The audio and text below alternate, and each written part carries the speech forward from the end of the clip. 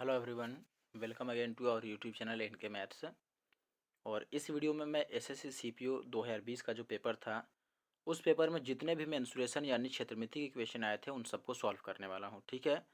और सॉल्व करने का अंदाज जब आप पूरी वीडियो देखेंगे तो आपको पता चलेगा।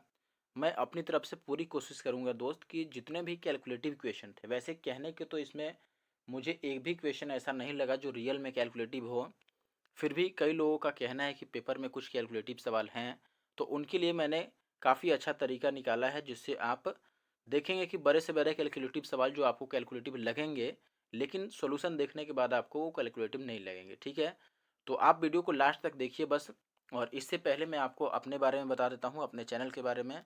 देखिए, हमारे चैनल को आप सब्सक्राइब कर सकते हैं डेली जीके की वीडियो के लिए, जो कि आपके किसी भी एग्जाम के लिए बिल्कुल इंपॉर्टेंट होता है, और मैथ के लिए, ठीक है। तो मैथ के लिए मैंने ऑलरेडी क्या क्या कर दिया है। जैसे मैथ के लिए मैंने सीजीएल मेंस का पेपर सॉल्व कर रखा है 2011 से लेकर के, और 2018 तक के जितने भी सीजीएल मेंस के क्वेश्चन है 2011 टू 2019, सॉरी 18 19 नहीं, मैंने सारे क्वेश्चन लगभग करा रखे हैं। साथ में सीजीएल प्री 2019 का मैंने चैप्टर वाइज सोल्यूशन करा रखा है, सीएचएसएल प्री का चैप्टर वाइज सोल्यूशन करा रखा है, तो आप वो सारी वीडियो देख सकते हैं। और अभी मैं सीपीओ 2020 के पेपर को सॉल्व कर रहा हूं। तो अगर आप इन सभी वीडियो में इंटरेस्टेड हैं तो आप हमारे चैनल को सब्सक्राइब कर सकते हैं, और हमारा वीडियो ठीक लगे, आपको आपके लिए बेनिफिशियल हो तो आप वीडियो को लाइक भी कर सकते हैं। चलिए, और बाकी आप कमेंट कर सकते हैं, क्योंकि मैं सोच रहा हूं कि मैं चैप्टर वाइज छोड़ करके और डायरेक्ट पेपर को ही सॉल्व कर दूं शिफ्ट वाइज। तो आप एक बार चाहें तो कमेंट करके मुझे सजेस्ट कर सकते हैं कि क्या शिफ्ट वाइज पेपर किया जाए या फिर चैप्टर वाइज किया जाए, ठीक है। तो चलिए आगे बढ़ते हैं, और पहला मैंने चैप्टर वाइज ही किया है और मेंसुरेशन का क्वेश्चन मैंने लिया है। आप देखें कि इसमें इजी क्वेश्चन भी है, टफ क्वेश्चन भी है, तो मैंने सारे क्वेश्चन को कर दिया है। ऐसा नहीं कि केवल टफ टफ ले लिए, जो इजी हैं उनको और इजी तरीके से करने की कोशिश करता हूँ, और जो टफ है उसको तो इजी तरीके से करेंगे ही। तो चलिए, पहले सवाल पर मैं आ चुका हूँ।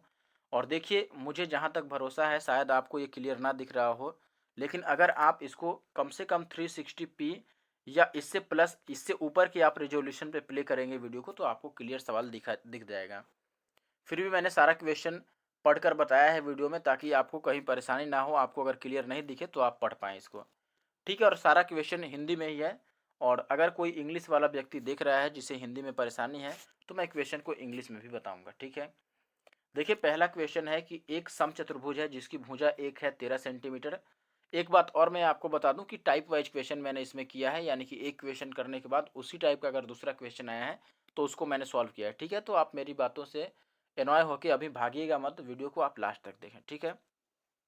पहला सवाल था दोस्त कि किसी समचतुर्भुज की एक भुजा है 13 सेंटीमीटर, एक विकर्ण है 10 सेंटीमीटर, तो इसका एरिया बताना है, ठीक है। इंग्लिश वाले लोगों के लिए मैं बता दूं कि एक रोम्बस है दोस्त हमारे पास, जिसमें एक साइड है 13 सेंटीमीटर, एक डायगोनल है 10 centimetre, and we have to find the area of the rhombus, ठीक है। हमें एरिया बतानी है। आपको एरिया में पता होगा कि रोम्बस का एरिया हम दो तरीके से निकाल सकते हैं। एक तो ये आपको पता होगा कि अगर ये एक रोम्बस है यानी कि समचतुर्भुज है, तो एक समचतुर्भुज में क्या होता है दोस्त, ये दोनों लाइनें यानी कि ये जो विकर्ण होते हैं वो 90 डिग्री पर कट करते हैं और एक दूसरे को बाइसेक्ट करते हैं, यानी कि समद्विभाजित करते हैं। तो ये अगर 90 डिग्री का एंगल हो गया तो आप कहेंगे कि ऐसे कंडीशन में हम इस एक ट्रायंगल का एरिया निकाल कर और 4 टाइम्स कर दें तो हमारा आंसर बन जाएगा ऐसे। ये एक तरीका है। या फिर दोनों डायगोनल को हम D1 और D2 को निकाल लें, तो आप कहेंगे कि D1 इंटू का D2 और उसका हाफ जो होता है वो भी समचतुर्भुज का क्षेत्रफल होता है। तो हम किसी भी तरीके से यहाँ निकाल सकते हैं। देखिए, पहले मैं एक समचतुर्भुज बना देता हूँ। तो आप देखेंगे दोस्त, जैसे मैंने एक समचतुर्भुज यहाँ पर ड्रॉ कर लिया। अब देखिए, जैसे ये एक समचतुर्भुज हो गया, मैंने ये दोनों डायगोनल उसका बना दिया। यहाँ पे आपको पता है कि 90 डिग्री का कोण बनता है, और एक इसका भुजा 13 है तो एक को मैंने 13 मान लिया। एक विकर्ण है 10, अगर एक विकर्ण 10 है तो उसका आधा कितना होगा 5, तो इसको मैंने 5 रख लिया। अब देखिए, चूंकि ये 90 डिग्री है तो यहाँ ट्रिपलेट नजर आएगा आपको कि 5 12 13 का ट्रिपलेट बनता है। तो आप बोले कि अगर देखिए दो भुजा 5 और 13 है तो एक भुजा कितना होगा दोस्त, 12 होगा। अब देखिए, अगर ये 12 है तो ये भी 12 हो जाएगा, तो दूसरा डायगोनल 12 और 12 24 का आ गया, यानी कि दूसरा विकर्ण 24 है। और एक विकर्ण सवाल में 10 दे रखा है, तो आपका आंसर होगा हाफ ऑफ 24 गुना में 10, तो 24 गुना में 10 यानी 240 का आधा कितना हो गया 20, ठीक है। तो इसमें कुछ काम करना नहीं था एक्चुअली में, आप फॉर्मूला लगाते तो लिखते 1/2 पहला विकर्ण यानी कि first diagonal into second diagonal, that means 24 into 10, and this is 12, then 12 and 0 यानी कि 120। तो 120 सेंटीमीटर स्क्वायर इसका आंसर होगा। आई थिंक आप बात समझ गए होंगे। तो ऐसा क्वेश्चन और भी एक है, मैं दिखाता हूँ आपको। तो चलिए अभी अगले सवाल पर मैं आता हूँ। देखिए दोस्त, मैंने अगला सवाल लाया है, लेकिन एक्चुअली में ये आप सवाल देख रहे हो कि ये सेम टू सेम वही सवाल है, ठीक है। तो ये सवाल पता नहीं शायद रिपीट हो गया होगा या फिर मेरे मिस्टेक के कारण एक ही पीडीएफ में 2 बार आ गई है, ठीक है। तो इसको हम स्किप कर देते हैं। मैंने आपको बता दिया है कि कैसे सॉल्व करना है, और अगले सवाल पर आता हूँ मैं। देखें दोस्त, अगला सवाल जो हमारे पास है उसमें ये पूछा गया है आपसे कि किसी वर्ग का परिमाप किसी आयत के परिमाप के बराबर है। वर्ग का परिमाप 40 मीटर है, इसकी चौड़ाई इसकी लंबाई की 2/3 है, तो आयत का क्षेत्रफल ज्ञात कीजिए। यानी कि आपको एक स्क्वायर का दिया है कि पेरीमीटर, एक आयत यानी कि एक रेक्टेंगल के पेरीमीटर के इक्वल है, और आपको स्क्वायर का पेरीमीटर 40 मीटर दिया हुआ है।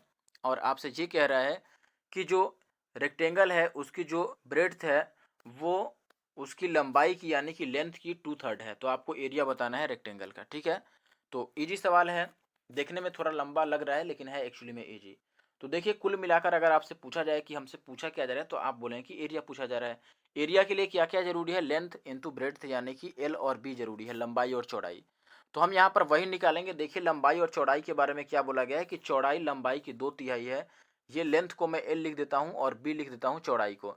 तो चौड़ाई लंबाई की 2/3 है, इसका मतलब क्या है कि लंबाई अगर 3 है तो ये इसका 2/3 है, यानी कि ये 2 है। ये इनका रेशियो है, ठीक है। अब ये इनका रेशियो है, तो आप यहाँ से एक बात समझ सकते हैं कि आंसर 3 और 2 6, 6 का मल्टीपल होगा, क्योंकि हमें एल और बी को मल्टीप्लाई करना है आंसर अगर लाना है तो, क्षेत्रफल निकालना है। और एरिया एल इंटू बी होता है, तो आंसर हमारा 6 से कटेगा।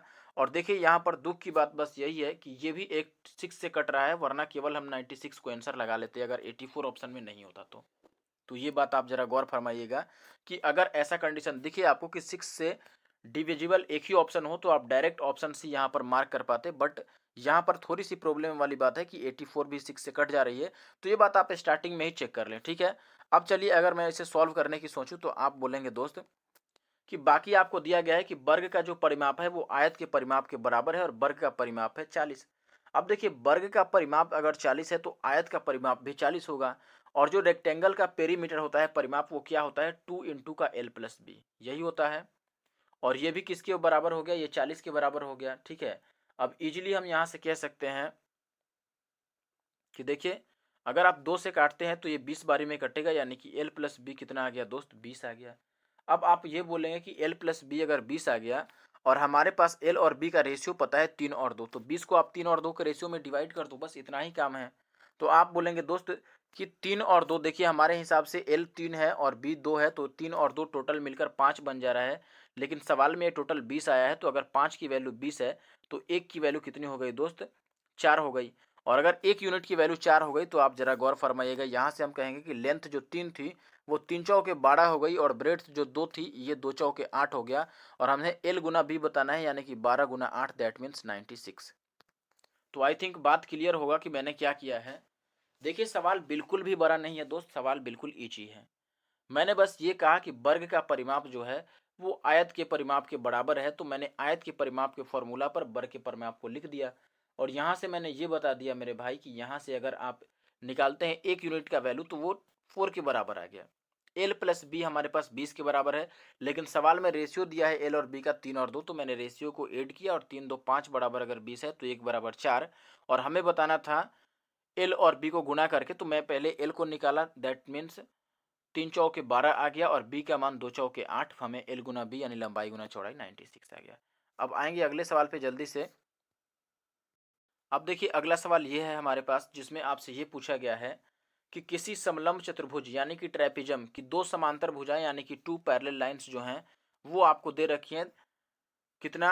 27 सेंटीमीटर एंड 13 सेंटीमीटर। आपको ट्रेपिजम की हाइट भी दे रखी है 7 सेंटीमीटर, तो आपको एरिया बताना है। डेफिनेटली एरिया बता पाएंगे हम। और ऐसे एक दो सवाल और हैं, तो मैं आपको अभी साथ में ही करा दूंगा। तो देखिए, समलंब का जो क्षेत्रफल होता है ट्रेपिजम का, वो क्या होता है? ये डायरेक्ट फार्मूला बेस्ड क्वेश्चन है। 2 और इंटू का सम ऑफ पैरेलल लाइंस, यानी कि समांतर भुजाओं का योग, पैरेलल साइड का हम योग लिखते हैं। तो 27 और 13 अगर आप जोड़ते हैं तो ये कितना आ जाएगा? हमारे पास 40 आ जाएगा। और इंटू का हाइट होता है, तो हाइट हमारे पास 7 है, बस। लेकिन अब यहाँ पर ध्यान ये देना है आपको कि सवाल में जो साइड्स दे रखे हैं वो सेंटीमीटर में है, और हमें एरिया बताना है मीटर स्क्वायर में। देखो, साइड और हाइट ये भी सेंटीमीटर में है, लेकिन हमें एरिया मीटर स्क्वायर में बताना है। तो हम यहाँ पर लिखेंगे कि एक्चुअली में ये जो वैल्यू आ रहा है ये सेंटीमीटर स्क्वायर में है, लेकिन हमें मीटर स्क्वायर में लाने के लिए किससे भाग देना पड़ेगा दोस्त, आपको 10,000 से डिवाइड करना पड़ेगा, ठीक है। क्योंकि 1 सेंटीमीटर जो होता है इसको हम मीटर में चेंज करते हैं तो हम 100 से डिवाइड करते हैं, लेकिन जब सेंटीमीटर स्क्वायर को मीटर स्क्वायर में चेंज करेंगे तो 100 के स्क्वायर से डिवाइड करेंगे, यानी कि 10,000 10,000 से भाग करेंगे। तो आप पहले इसको काट लो, तो 2 दूना 4 और ये 20 सत्ते 140 आ गया। और इसको अगर आप 10,000 से डिवाइड करेंगे तो आपको भी पता है एक जीरो से एक जीरो कटेगा और नीचे 3 जीरो बचने का मतलब 0.014 आ रहा है। That means option 4 is the correct answer. तो आसान है, आप बात समझ गए होंगे। और ऐसा ही मैं एक सवाल आपको दिखाता हूँ और अगले सवाल पर आएंगे। देखिए इस सवाल में बस यूनिट आपसे जानना चाहा गया है कि आप क्या यूनिट को समझ पाते हैं कि नहीं। देखिए जैसे ये सवाल है हमारे पास, अब यहाँ पर आपसे ये पूछ लिया गया दोस्त कि किसी समलंब चतुर्भुज की दो समांतर भुजाएं आपको दे रखा है, यानी कि 2 पैरेलल साइड्स दे रखी हैं ट्रेपेजम की 17 सेंटीमीटर एंड 15 सेंटीमीटर, हाइट 6 दिया हुआ है। तो आपसे आंसर जानना चाहता है कि एरिया क्या होगा। मैंने अभी बताया कि जो ट्रेपेजम का एरिया होता है that means 1/2 sum of parallel sides, यानी कि समांतर भुजाओं का योग। तो 17 और 15 आप जोड़ेंगे तो ये मिल जाएगा 32 और इंटू का हाइट दैट मीन 6। ऊंचाई कितना दे रखा है यहाँ पर 6 दे रखा है। अगर आप 2 से काटते हैं तो ये कट जाएगा 16 दूना 32 और 16 छक 96, यानी कि 96 आ गया। आपको पता है कि ये सब सेंटीमीटर में साइड दे रखे हैं, यानी कि ये सेंटीमीटर स्क्वायर आ रहा है। और एरिया आपसे कह रहा है कि मीटर स्क्वायर में बता दो। तो मीटर स्क्वायर में लाने के लिए सेंटीमीटर स्क्वायर को मीटर स्क्वायर में चेंज करने के लिए हम 10,000 से डिवाइड करेंगे तो आप ये बोलेंगे कि ये आ गया 0.00 और 96 metre square. That means option second is the correct answer. तो आसान है, बस आपको यहाँ पर यूनिट को समझना पड़ेगा कि यूनिट कन्वर्जन कैसे करेंगे। चलिए अब आगे बढ़ते हैं। एक मिनट। अब देखिए दोस्त ये जो अगला सवाल है हमारे पास, इसमें ये आपको बोला गया है कि किसी वर्ग के क्षेत्रफल में 19% की कमी हुई है तो विकर्ण में कितनी कमी हुई। सवाल है कि एरिया में आपको डिक्रीज दिया गया है कि एरिया जो है वो रिड्यूस हो गया है 19% से, तो डायगोनल में कितना डिक्रीज हुआ होगा ये बताना है परसेंटेज में आपको, ठीक है। तो देखिए ये आसान सवाल है, बस आपको ये याद रखना पड़ेगा कि किसका सक्सेसिव 19% आएगा। और ये लगभग सबको पता होगा कि 10% का सक्सेसिव 19% आता है।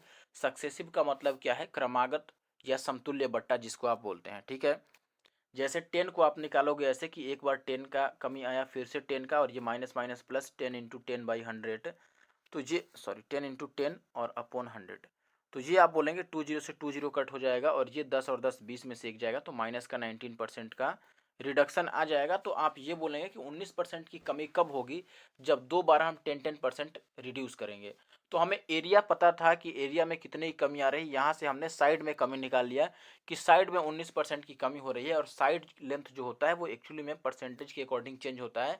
साइड हो यानी कि भुजा हो, विकर्ण हो या परिमाप हो, या फिर हाइट हो, ऊंचाई, भुजा विकर्ण परिमाप या ऊंचाई, ये सब एक ही साथ चेंज होते हैं, एक ही परसेंटेज के अकॉर्डिंग चेंज होते हैं। चाहे डायगोनल हो, हाइट हो, साइड हो या पेरीमीटर हो, सब सेम परसेंटेज से चेंज होते हैं। तो अगर साइड 10% से चेंज हुआ है तो डेफिनेटली इसका डायगोनल भी 10% से चेंज होगा और इसका सही जवाब होगा 10%, ठीक है। और अगर आपको इसे सॉल्व करना है तो ये थोड़ा बड़ा हो जाएगा ऐसे, ठीक है। आपको ऐसे लिखना पड़ेगा कि एक्स, सॉरी माइनस में एक्स, या आपको कुछ मान करके भी लिख सकते हैं इस बात को, ठीक है। तो यही बेहतर होगा कि आप बाई ऑप्शन चेक कर लें। जैसे 5% को चेक कर लें कि -5 और प्लस ये 5×5 = 25 और बटा 100, और फिर आप देखें कि ये तो पॉइंट में आने लगा, लेकिन 19% आपको लाना है। तो 19% लाने के लिए जीरो रहना जरूरी है, जो कि ऑप्शन बी में है। तो आप ऐसे भी पकड़ सकते हैं। चलिए अगले सवाल पर अब आएंगे। देखिए दोस्त अगला सवाल हमारे पास ये है, थोड़ा सा गौर फरमाइएगा। सवाल ये है कि 9 सेंटीमीटर के एक ठोस धात्विक घन जिसका जो डायमेंशंस है, यानी कि लंबाई चौड़ाई ऊंचाई है, ये आपको दे रखा है 5 सेंटीमीटर, 13 सेंटीमीटर और 31 सेंटीमीटर। तो आपको उस ठोस धात्विक घनाभ को पिघलाकर एक घन बनाया गया है, ऐसा बोला गया है। और घन का कुल पृष्ठीय क्षेत्रफल बताना है, ठीक है। तो मैं इंग्लिश में भी बता देता हूँ कि 9 सेंटीमीटर का एक सॉलिड आपको मेटेलिक क्यूब दिया गया है, 9 सेंटीमीटर साइड का, ठीक है। 9 सेंटीमीटर साइड वाला एक सॉलिड मेटेलिक क्यूब है। और एक दूसरा आपको क्यूबॉइड दिया गया है जिसका जो डायमेंशंस है वो 5, 13 एंड 31 है। अब ये कह रहा है कि दोनों को मिला करके यानी कि दोनों को पिघलाया गया है और पिघला करके मिला करके एक नया क्यूब बनाया गया है। तो क्यूब का टोटल सरफेस एरिया क्या होगा? हिंदी वाले लोग भी जरा ध्यान से समझेंगे। सवाल में आपको कह रहा है कि पहले एक घन है जिसकी भुजा है 9 सेंटीमीटर किनारा है। दूसरा एक घनाभ है और वो भी ठोस है और उसके किनारे भी आपको दिए हुए हैं और उस घन और घनाभ को पिघला करके एक नया घन तैयार किया गया है। तो नए घन का आपसे कुल पृष्ठ का क्षेत्रफल पूछ रहा है। तो देखिए, ये सवाल कहने को तो कैलकुलेटिव जरूर है और कैलकुलेटिव लग भी सकता है आपको, लेकिन ये बात ध्यान रखिएगा दोस्त कि आज के टाइम में अगर आप सीपीओ जैसा पेपर दे रहे हैं तो सीपीओ की पेपर जो 2019 में हुई थी काफ़ी कैलकुलेटिव भी रहा था वो। और ये सवाल उतना कैलकुलेटिव नहीं कहूँगा मैं। और इसको करने का मैं आपको एक और तरीका बताता हूँ। देखो, सबसे पहले तो आप यहाँ गौर फरमाओ कि हमें निकालना है घन का कुल पृष्ठीय क्षेत्रफल और क्यूब का जो टोटल सरफेस एरिया होता है वो होता है 6 और इंटू साइड का स्क्वायर। ये होता है कि नहीं, 6 और इंटू का भुजा का स्क्वायर या किनारा का स्क्वायर। तो आप ये कहेंगे कि इसको शॉर्ट में हम 6l² कहते हैं, तो 6l² होता है। अब आप ये कहेंगे दोस्त कि आंसर जो होगा वो 6 से कटेगा, 6 का मल्टीपल होगा। 6 का मल्टीपल होगा कि नहीं, 6 से आंसर कटेगा, ये पहली बात।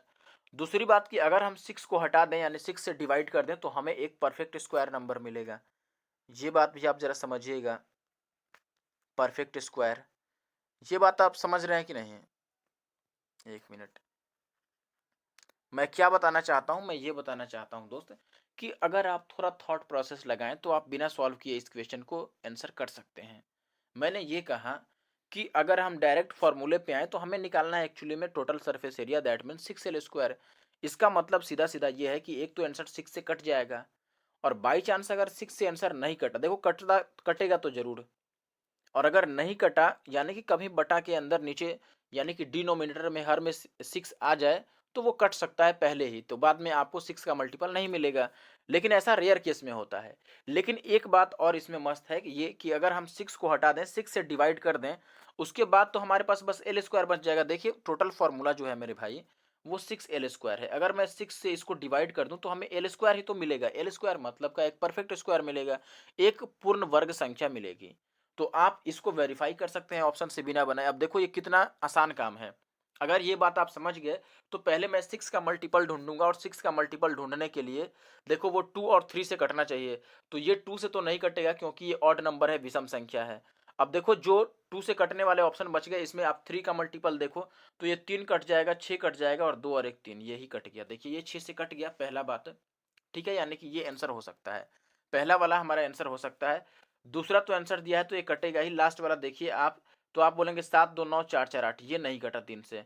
ठीक है, अब बचता है हमारे पास दो ऑप्शन।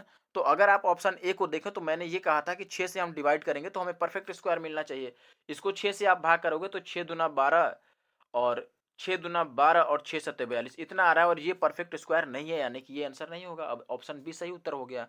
आप वेरीफाई चाहो तो कर लो। देखो, इसको अगर आप 6 से डिवाइड करेंगे तो 6 1 टाइम जाएगा और आपको बच जाएगा 5 7, तो 6 नवा 54 और 6 6 36, ये 196, ये 14 का स्क्वायर है और ये परफेक्ट स्क्वायर है।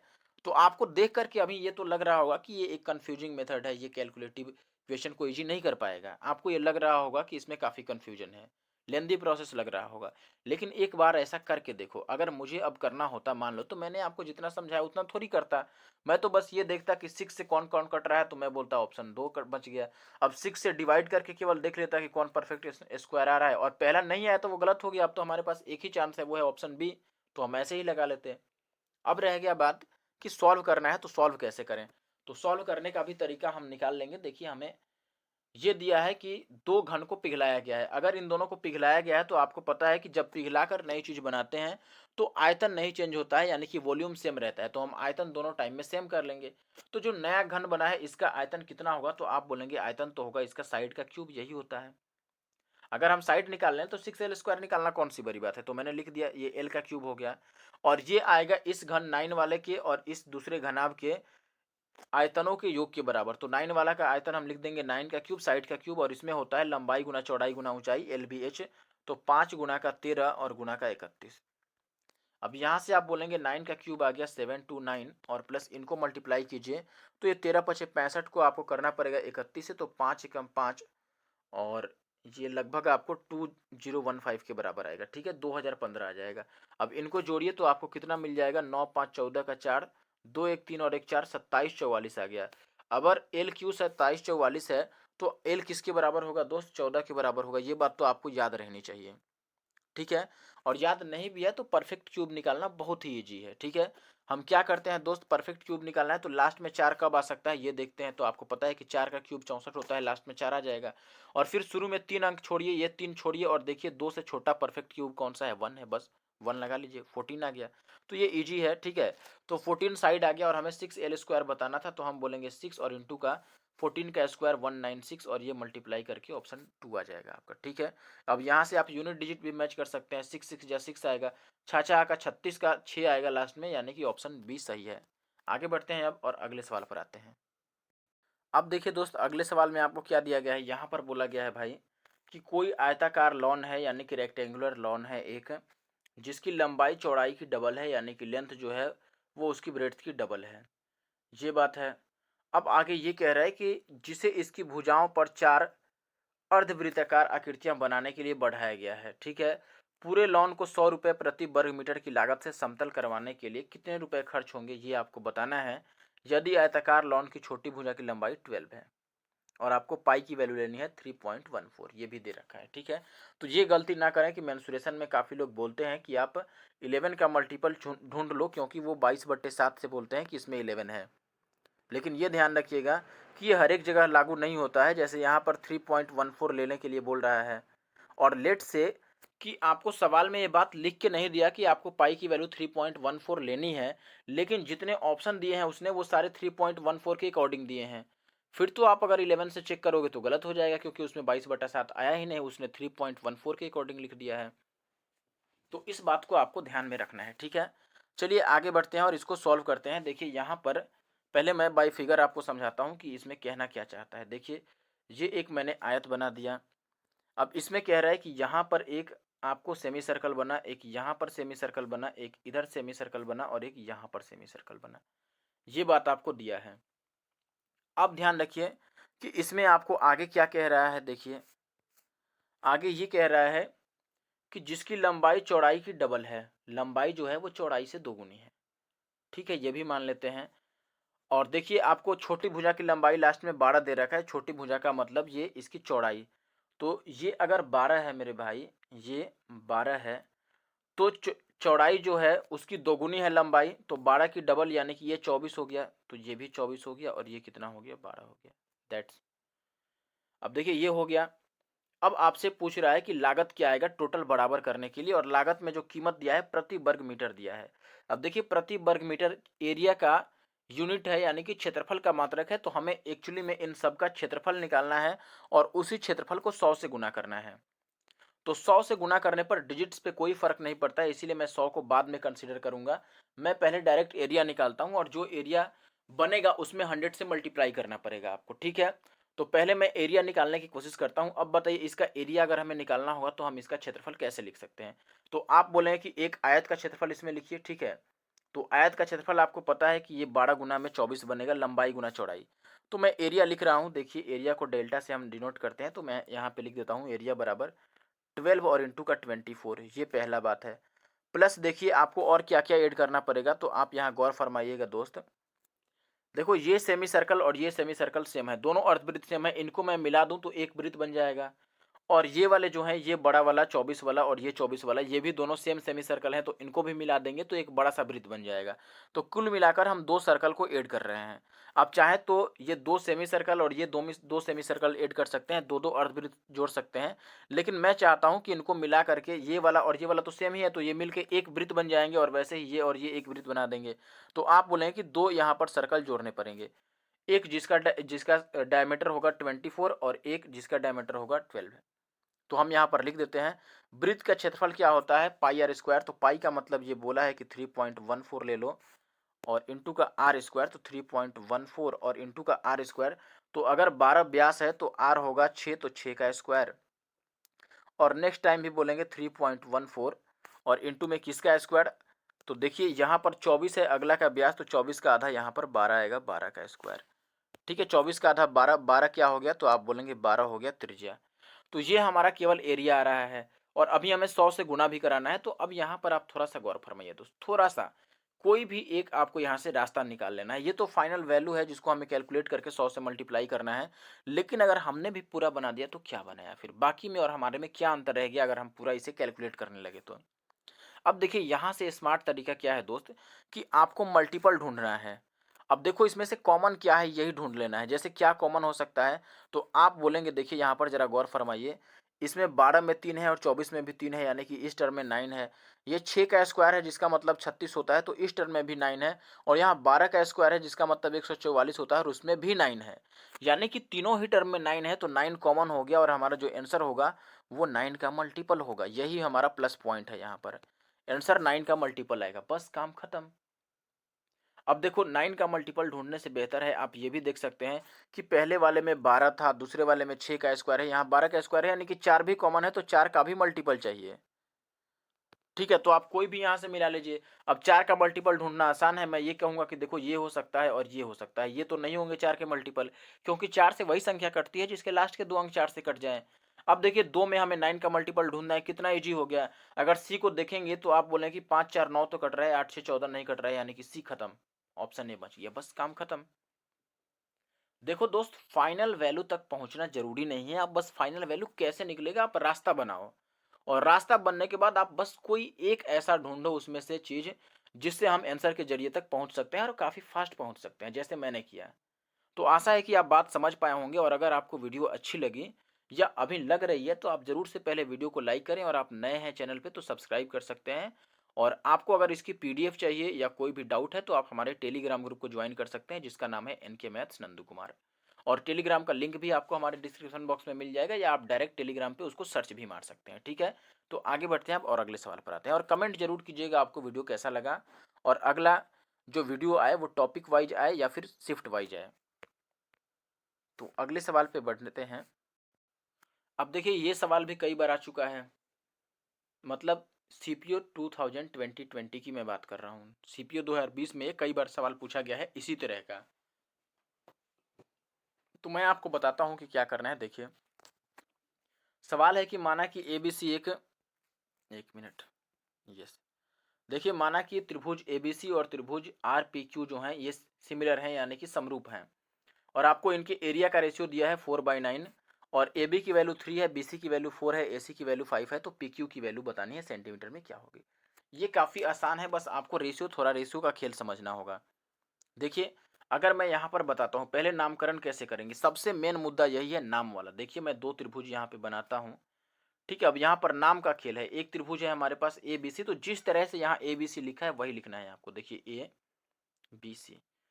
अब अगले में आर पी क्यू लिखा है, तो जहां हमने आर लिखा है बिल्कुल इसी के कोरस्पॉन्ड में हमें, सॉरी, जहां ए लिखा है उसी के सामने सामने आपको आर लिखना पड़ेगा। हमने ए के बाद बी लिखा था, फिर सी लिखा था, तो इस बार भी वही करेंगे।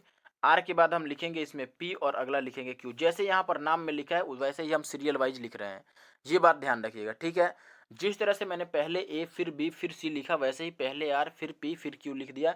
जैसे यहाँ पर सिमिलरिटी में जो नाम लिखा है, ये बटा वाला आपको एरिया वाला रेशियो वाला नहीं देखना है, जहां सिमिलर लिखा है वो बात आपको ध्यान देना है। अब ये बात अगर आप समझ गए तो देखिए अब इससे फायदा क्या होगा दोस्त। मैंने यहाँ पे लिख दिया हमारा आर और ये पी और क्यू। अब यहाँ पर आप देखिएगा कि आपको वैल्यू दे रखा है सवाल में कि ए बी की वैल्यू 3 है, ये 3 है, ठीक है, बी सी 4 है, दिस इज 4, ए सी क्या है 5 है, ये 5 है, और आपसे पी क्यू की वैल्यू पूछ रहा है, यानी कि ये वैल्यू पूछ रहा है क्या होगा। पी क्यू की वैल्यू, इसको मैं एक्स लिख देता हूँ जिसकी जरूरत नहीं पड़ेगी।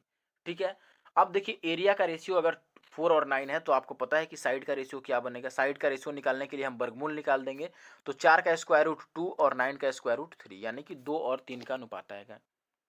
अब देखिए बस इससे इक्वेट कर लीजिए।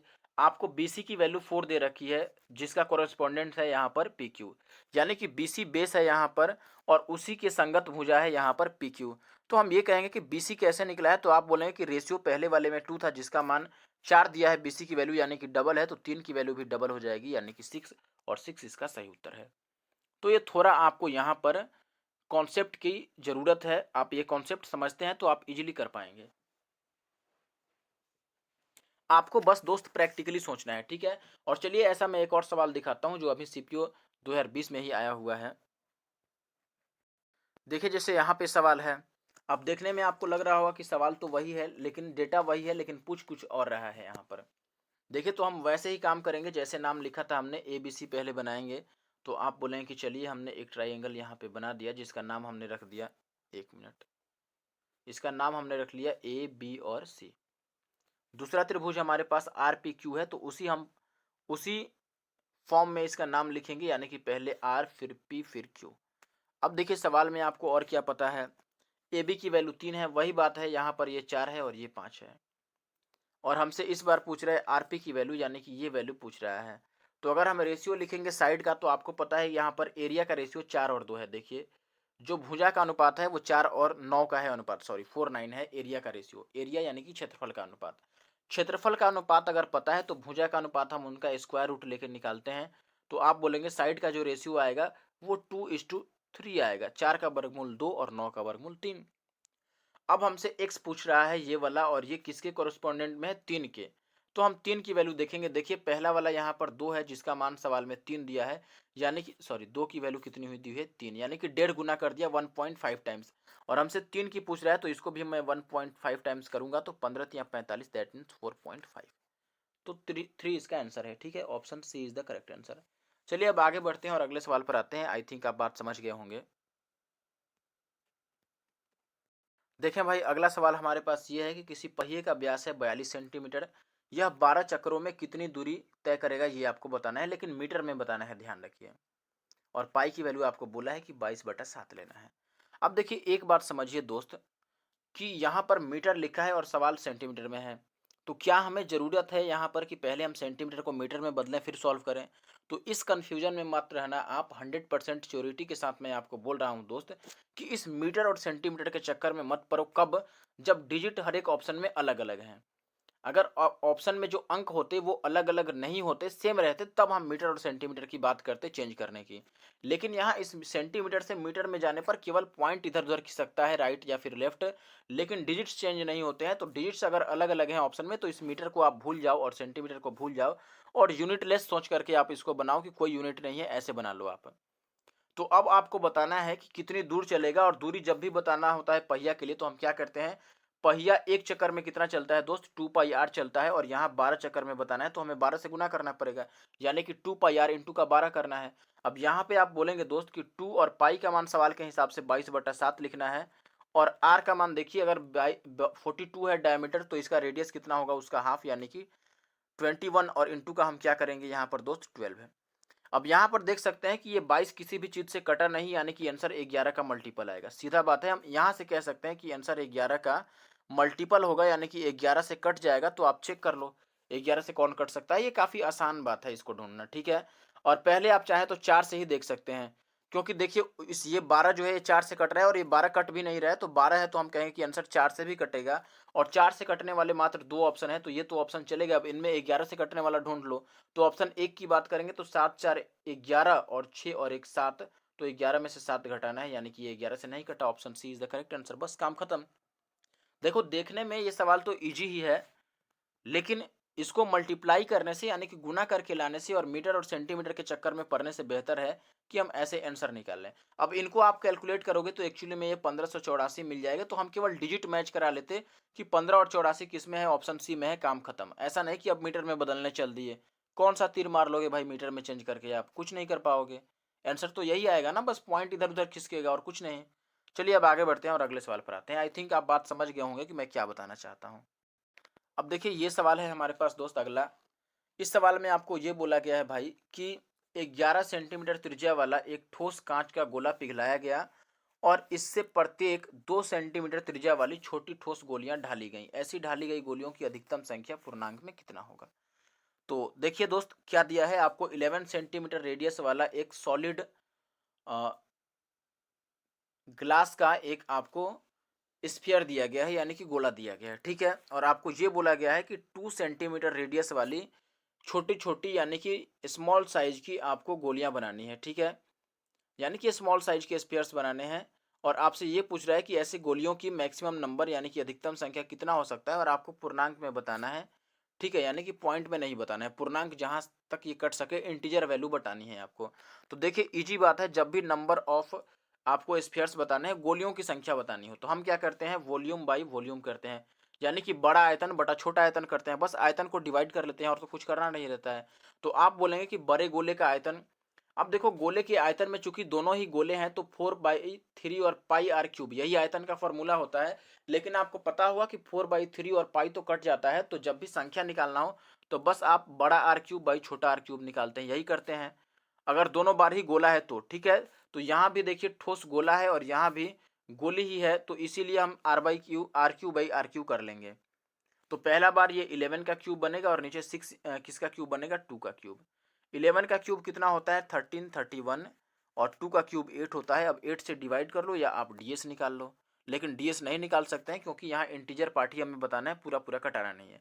तो आप 8 से इसको करोगे तो देखिए 8 वन टाइम होगा और बचेगा 5 और 3, तो 8 छक 48। अब देखिए 16 से शुरू होने वाला एक ही ऑप्शन दिख रहा है, तो आगे दिमाग खपाने की जरूरत नहीं है, हमें इतनी जरूरत नहीं है कि अब आगे भाग लगाएं। ठीक है, बस यहीं से हमने आंसर लगा लिया ऑप्शन ए।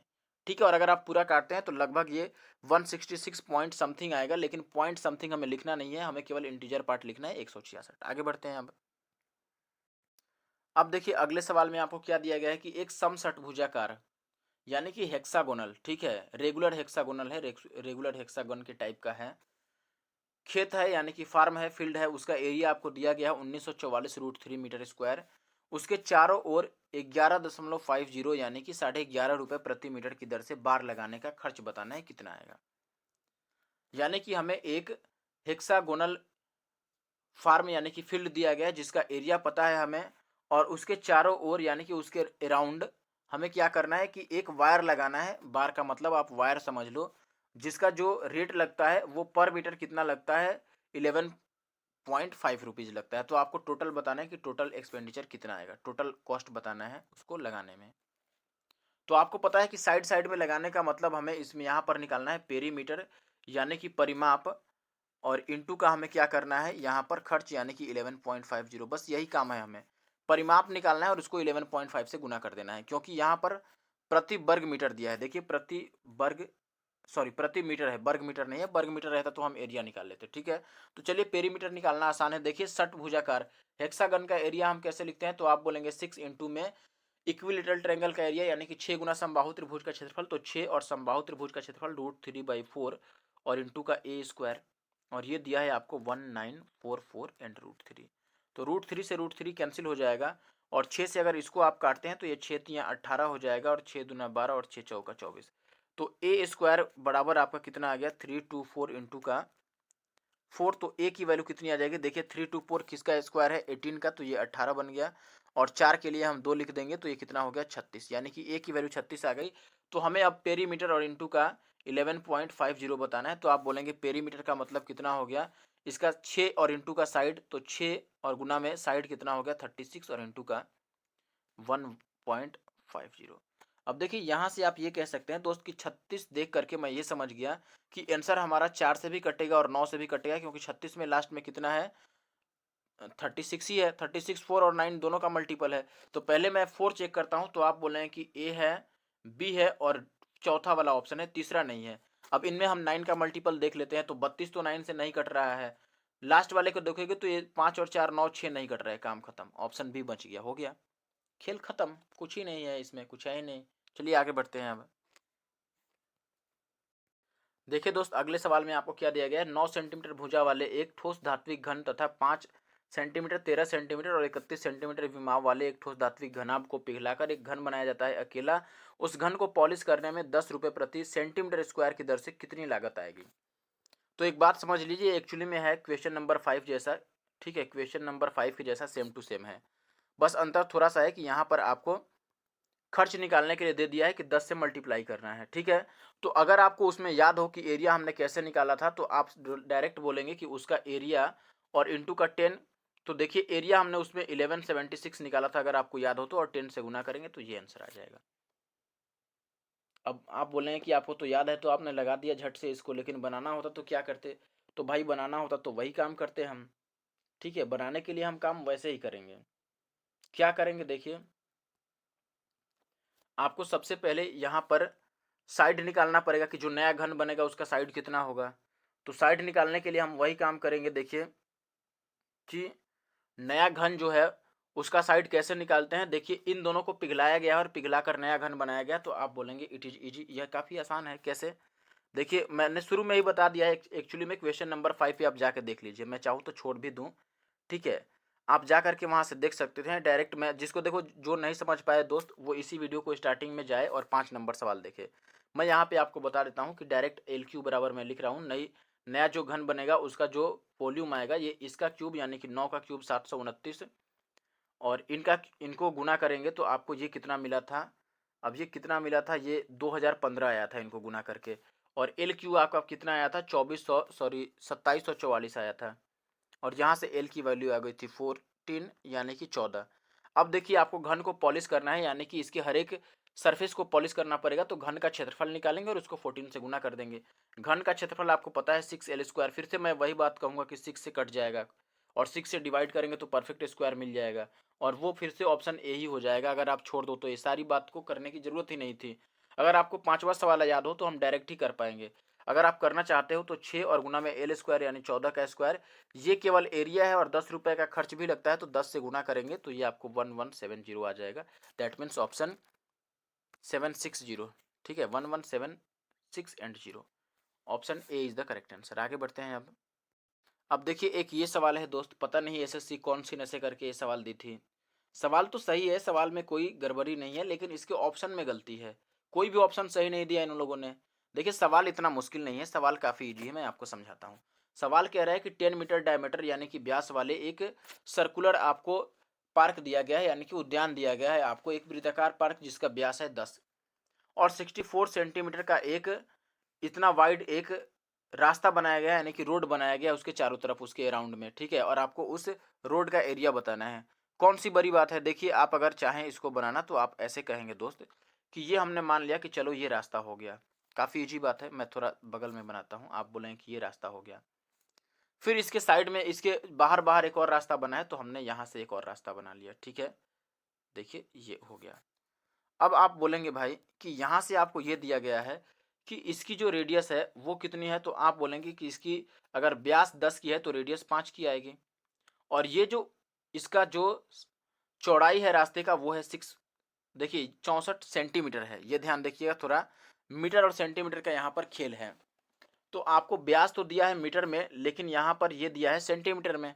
तो अगर व्यास मीटर में है और आपको रास्ता दिया, जो जो रास्ता दिया गया है ये दिया है सेंटीमीटर में, तो आपको दोनों का क्या जो यूनिट है उसे मिलाना पड़ेगा, एक ही यूनिट में लाना पड़ेगा। और हमसे आंसर मीटर स्क्वायर में चाहिए, तो हमें दोनों को मीटर स्क्वायर में लिखना पड़ेगा। अब आप पिछले सवाल से ये मत कहिएगा दोस्त कमेंट करके नीचे कि आपने तो बोला था कि सेंटीमीटर और मीटर के चक्कर में ही मत पड़ो। लेकिन वो कब मत पड़ो दोस्त, जब सवाल में जो डेटा दिए गए हैं वो सब सेम यूनिट में है, यानी कि ये मीटर में था, ये भी मीटर में है, और लास्ट में जो आंसर चाहिए वो आपको सेंटीमीटर या मीटर में पूछ रहा है, तब की मैं बात कर रहा था। अगर डेटा में ही आपको कंफ्यूज किया है, डेटा में ही एक को मीटर एक को सेंटीमीटर दिया है, तब आपको ये इंटरचेंज करना पड़ेगा, ठीक है, इनको चेंज करना पड़ेगा। तो देखिए हम ये कहेंगे कि ये जो 64 सेंटीमीटर लिखा है, इसको अगर हम मीटर में लिखेंगे तो 100 से डिवाइड करेंगे, यानी कि ये आ जाएगा 0.64 और मीटर, और ये 5 मीटर है। तो यहाँ से आप कहेंगे दोस्त कि जो स्मॉल आर बन रहा है वो 5 ही है, और बड़ा आर जो है वो है 5.64। और हमसे रास्ते का एरिया पूछा है। रास्ते का एरिया आपको पता है, कॉन्सेंट्रिक सर्कल का एरिया हम कैसे लिखते हैं, वलय का क्षेत्रफल, या इसको संकेंद्री वृत्त का क्षेत्रफल बोलते हैं, यानी कि पाई और इंटू का बड़ा आर स्क्वायर माइनस छोटा आर स्क्वायर। अब चूंकि लगभग में आंसर पूछ रहा है तो हम 11 का मल्टीपल नहीं ढूंढेंगे, क्योंकि लगभग का मतलब कुछ भी हो सकता है, और पाई का मतलब हमें बोला है कि 22/7 रख लो, तो 22/7 रख देंगे। और यहाँ देखिए r square minus r square, तो इसको ये a square minus b square है, तो इनको a plus b into a minus b लिख सकते हैं। तो ए प्लस बी का मतलब हमें बड़ा और छोटा आर को जोड़ना है, तो मैं 5 को और इसको जोड़ूंगा तो ये मिल जाएगा 10.64। और अगर मैं इनको लेस करता हूँ तो ये कितना मिल जाएगा, 0.64। और इनको अगर आप काटे पीटेंगे दोस्त तो लगभग ये 22 प्लस ही आएगा, मुझे लगता है 20 प्लस लगभग आएगा, 22 ना आए लेकिन 20 से नीचे नहीं आएगा, ये 20 प्लस आंसर आएगा। लेकिन एसएससी पता नहीं कौन सा नशा किया था उस टाइम पर, और इसने एक भी इसमें सही ऑप्शन नहीं दिया। और अगर आपको पता चले कि इसका कोई और तौर है तो आप ज़रूर से मुझे कमेंट करके बताइए कि शायद कहीं आपका सही आंसर आ गया हो, या आपने कहीं और से देखा भी हो, तो आप कमेंट कर सकते हैं, ताकि भविष्य में मैं ऐसी गलती ना करूं। लेकिन मैंने इसको कई बार सॉल्व करके देखा है दोस्त, इसका आंसर इनमें से तो कोई नहीं है, ठीक है, इनमें से कोई भी आंसर नहीं है। मैंने तरीका आपको समझा दिया है कि कैसे सॉल्व करेंगे। अब आगे बढ़ते हैं। ये देखिए अगले सवाल में आपको दिया है एक समकोण त्रिभुज का परिमाप दिया है 60, इसका कर्ण है इतना, तो इसका क्षेत्रफल बताइए। परिमाप का मतलब होता है भुजाओं का योग। आपको पेरीमीटर 60 दिया है एक राइट एंगल ट्रायंगल का, और उसका हाइपोटेनस आपको 26 दिया है, और आपको एरिया बताना है। एरिया का मतलब 1/2 इंटू बेस इंटू हाइट, यानी कि 1/2 आधार गुना का ऊंचाई हमें बताना है। तो हम ये कहेंगे दोस्त कि देखो कर्ण का तो कोई रोल नहीं है इसमें, तो हमें आधार और ऊंचाई पता करना पड़ेगा। अब बोलेंगे कि देखिए जरा आप यहाँ पर हिट एंड ट्रायल सोचिए कि अगर मैंने ये बना लिया एक राइट एंगल ट्रायंगल समकोण त्रिभुज, कर्ण यानी कि ये 26 दिया है, तो 26 किस ट्रिपलेट में आप आ सकता है, तो आपको याद होगा 5 12 13। 5 12 13 को एक्चुअली में 13 को डबल करेंगे तो 26 बन जाएगा। तो हम इसको भी डबल करके देखते हैं कि ये 24 है, और इसको डबल करके देखते हैं कि ये कितना आ जाएगा 10। और इनको जोड़ करके देखो क्या ये 60 बन जाएंगे, तो आप बोलेंगे जी ये तो 60 बन जा रहे हैं। और ये 60 बन जा रहे हैं ऐड करने पर, इसका मतलब परिमाप 60 जब होगा तो भुजाएं कितनी कितनी हो सकती हैं, 5 12 और 26 हो सकती हैं। और एक हमको सॉरी 5 12 बोल रहा हूँ, 10 24 और 26। तो ये हो गया 10, ये हो गया 24 और ये हो गया 26। अब एरिया लिखना है 1/2, बेस है 24 और इंटू का हाइट है 10। ये 2 से काटेंगे 12 और 12 दहा 120। That means option 4 is the correct answer. Very easy question, आगे बढ़ते हैं अब देखिए ये है अगला सवाल। इसमें थोड़ा सा नीचे से कटा हुआ है, फिर भी मैं आपको पढ़ के समझा देता हूँ अगर आपको इस ये सवाल समझने में परेशानी हो तो। देखिए सवाल है कि किसी घनाभ के आकार वाले एक कमरे की आंतरिक माप की लंबाई दी हुई है 12 मीटर, चौड़ाई दी हुई है 8 मीटर, ऊंचाई दी हुई है 10 मीटर। यदि सफेदी की लागत यानी कि उसको पेंट करने का जो खर्चा आता है वो 25 मीटर स्क्वायर है, 25 रुपये प्रति मीटर स्क्वायर, तो कमरे के सभी चारों दीवारों के साथ छत की भी पेंट कराने का खर्च बताना है आपको कितना आएगा। यानी कि कमरे का चारों दीवार और साथ में उसका छत पेंट कराना है, सरफेस छोड़कर, नीचे वाला जो ग्राउंड होता है उसको छोड़कर ग्राउंड सरफेस है। और आपको बाकी का बताना है कि बाकी को पेंट कराने में कितना खर्च आएगा। मैं इंग्लिश में भी इस बात को समझा देता हूँ। देखिए एक क्यूबॉइड के आकार का यानी कि क्यूबॉइड के साइज का उसी की तरह का दिखने वाला एक रूम है, यानी कि कमरा है, जिसका इंटरनल आपको दिया गया है मेजर्स। आपको लेंथ दिया है 12 मीटर, ब्रेड्थ दिया है आपको 8 मीटर, और आपको हाइट दिया है 10 मीटर। और आपको ये कह रहा है कि उसको पेंट करने का जो खर्च है, पेंट करने का, पेंटिंग का जो कॉस्ट बनता है वो 25 रुपये पर मीटर स्क्वायर बनता है। अब आपसे ये कह रहा है कि कमरे के सभी दीवारों यानी कि जितने भी वॉल्स हैं वो, और साथ में रूफ, इनको पेंट करना है, वॉल को और रूफ को पेंट करना है, तो कितना टोटल कॉस्ट पड़ेगा ये बताना है। तो ये आसान सा सवाल है। देखिए एक बात आप समझिएगा जरा कि इसमें करना क्या है। 1 मिनट दोस्त, इसको भागने दीजिए थोड़ा, अभी हट जाएगा, ये खुद ब खुद हटेगा, थोड़ा सा आपको वेट करना पड़ेगा। बस हट गया। तो देखिए यहाँ पर मैं क्या समझा रहा था आप, कि देखिए अगर ऐसा है, मैं फिगर से थोड़ा सा समझा देता हूँ, फिर उसके बाद हम डायरेक्ट काम कर लेंगे। देखिए ये मैंने बना दिया कि कमरा कुछ ऐसा है देखने में। अब इसमें आप बोलेंगे दोस्त कि हमें क्या क्या करना है। हमें दीवार चाहिए यानी कि ये वाला पर्सन चाहिए, ये चाहिए, और ये चाहिए अंदर वाला, और ये एक बाहर वाला चाहिए। अब देखिए ये कलर करने में तो दिख नहीं रहा होगा, तो मैं इसको थोड़ा अलग कलर से कर देता हूँ। देखिए ये 2 कलर तो ये हो गया, और एक कलर आपको चाहिए ये वाला, ये अंदर वाला चाहिए एक कलर, अंदर वाला दीवार, और एक बाहर वाला भी कलर चाहिए। तो बाहर वाले को मैं इससे दिखा देता हूँ, ये बाहर वाला दीवार हो गया। और एक सबसे ऊपर वाला चाहिए, छत वाला चाहिए। ठीक है, छत वाले को मैं इस पीले से दिखा देता हूँ, ये हो गया छत वाला। और हमें जो नहीं चाहिए वो नीचे वाला केवल नहीं चाहिए, नीचे वाले को मैं ब्लैक से दिखा देता हूँ। देखियो ये वाला हमें नहीं चाहिए, तो बस नीचे वाले को हमें माइनस करना पड़ेगा, और बाकी सबको निकाल के उसको 25 से गुना करना है। तो ये मैंने आपको कॉन्सेप्ट बता दिया कि क्या हमें सोचना है, एक्चुअली में क्या करना है। अब देखिए मैं खुद करता हूँ और मुझे तो पता है, तो इसीलिए मैं इतना देखूंगा नहीं इसे, और मैं डायरेक्ट करूंगा। मैं ये लिख देता हूँ कि देखो अगर आप केवल दीवारों का क्षेत्रफल निकालते हैं, तो दीवारों का क्षेत्रफल हम कैसे निकालते हैं, 2 × का निकालते हैं, चौड़ाई गुना में ऊंचाई यानी कि BH और प्लस का HL, यही करते हैं। और प्लस का हमें एक L भी जोड़ना पड़ेगा, यानी कि हमें एक आपको रूफ का एरिया जोड़ना पड़ेगा। और अगर ये बात आप नहीं समझ पा रहे हैं तो आप डायरेक्ट ऐसे समझ सकते हैं। देखिए आप इस बात को ऐसे भी समझ सकते हैं दोस्त, कि अगर मैं टोटल ही एरिया निकाल लूँ, मान लो घनाभ का यानी क्यूबाइड का मैं एरिया लिखूँ, सरफेस एरिया, तो वो होता है 2 × LB प्लस BH और प्लस का HL। और इसमें से हम ये कहेंगे कि ये जो LB है ये 2 बार नहीं चाहिए, इसमें से हमें एक नीचे वाला सरफेस हटाना है, यानी कि एक बार LB में माइनस कर दूंगा। और ये एक बार LB अगर आप माइनस कर देंगे तो आपको क्या मिलेगा, देखिए 2 टाइम्स ऑफ BH मिल जाएगा, plus 2 times of, 1 minute, plus 2 times of H L मिल जाएगा और प्लस 1 टाइम एल बी मिलेगा। बस यही आपको कैलकुलेट करना है, कोई बात नहीं है। तो देखिए हम निकाल लेते हैं ये 2 टाइम्स ऑफ किसका, b into h. B into h कितना है इसमें, देखिए बी का मतलब 8 और एच का मतलब 10, यानी कि ये 80 आ गया। Plus 2 into H L, H का मतलब 10 और एल का मतलब 12, तो ये 120 आ गया। और एल बी यानी कि 12 अठे 96। अब यहाँ से यूनिट आप देखिए ये कितना आएगा, और अभी हमें 25 से गुना भी तो करना है दोस्त, ये तो हमने केवल एरिया निकाला है और अभी इसको 25 से गुना करना है, तो हम पहले इसको निकाल लेते हैं कि ये कितना आएगा। तो आप बोलेंगे दोस्त कि ये आ जाएगा 8 दूना 16 160। अब देखिए यहाँ से आप चाहें तो मल्टीपल भी ढूंढने का काम कर सकते हैं, ठीक है। 25 चौक के अगर 100 को हटा दें तो हम उसके बाद भी मल्टीपल ढूंढ सकते हैं या फिर डीएस निकाल सकते हैं। सबसे बेहतर तरीका तो यही है कि डिजिटल सम निकाल लो, लेकिन ये कैलकुलेशन उतनी बड़ी नहीं है कि हम डीएस निकालें, तो मैं कैलकुलेट ही कर देता हूँ। ये 12 दूना 24 240 और प्लस का 96 आ गया, और सबको जोड़ेंगे तो ये आ जाएगा 496।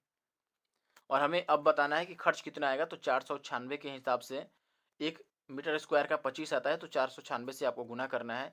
इसको आप गुना कीजिए, तो यहाँ पर गुना कीजिएगा तो कितना आ जाएगा, देखिए 25 छक 150, तो जीरो हाथ में 15 और 25 9 125 और 5 4 9, ये 4004 आएगा। एक्चुअली में ये इतना आ जाएगा आपका 124 और 00, ये आंसर आएगा, ठीक है। आप ये डायरेक्ट भी देख सकते हैं, ये कोई बड़ी बात नहीं है, ठीक है। अभी अब आगे बढ़ते हैं और अगले सवाल पर आएंगे। देखिए अब देखिए दोस्त, ये अगला सवाल है, इसमें बोल रहा है कि किसी त्रिभुज के आधार उस वर्ग के परिमाप के बराबर है जिसका विकर्ण 6√2 है, और उसकी ऊंचाई उस वर्ग की भुजा के बराबर है जिसका एरिया है 12, तो क्षेत्रफल बताइए। वेरी इजी क्वेश्चन, देखिए समझिए। आपको ये कह रहा है कि एक ट्रायंगल है जिसका जो बेस है वो उस स्क्वायर के पेरीमीटर के इक्वल है जिसका डायगोनल कितना है, 6√2 है, और जो उस ट्रायंगल की हाइट है वो उस स्क्वायर के साइड के बराबर है जिसका एरिया 144 सेंटीमीटर स्क्वायर है। तो आपको उस ट्रायंगल का एरिया बताना है। अब देखिए ट्रायंगल का एरिया यानी कि 1/2 बेस इंटू हाइट करना है, तो आप बोलेंगे पहले देखिए ट्रायंगल का जो आधार आएगा यानी कि बेस आएगा वो कितना आएगा, तो आप बोलेंगे कि उस वर्ग के बराबर आएगा जिसका, उस वर्ग के परिमाप के बराबर आएगा जिसका विकर्ण है 6√2। अब देखिए विकर्ण अगर 6√2 है तो उसका साइड कितना हो जाएगा, a6 हो जाएगा, क्योंकि a√2 बराबर 6√2 है, तो √2 कैंसिल होगा तो a की वैल्यू 6 आ गई। तो b की वैल्यू क्या आ जाएगी, परिमाप के बराबर, और परिमाप क्या होता है 4a, तो अगर a 6 है तो 4a कितना हो जाएगा 24, तो परिमाप 24 हो गया।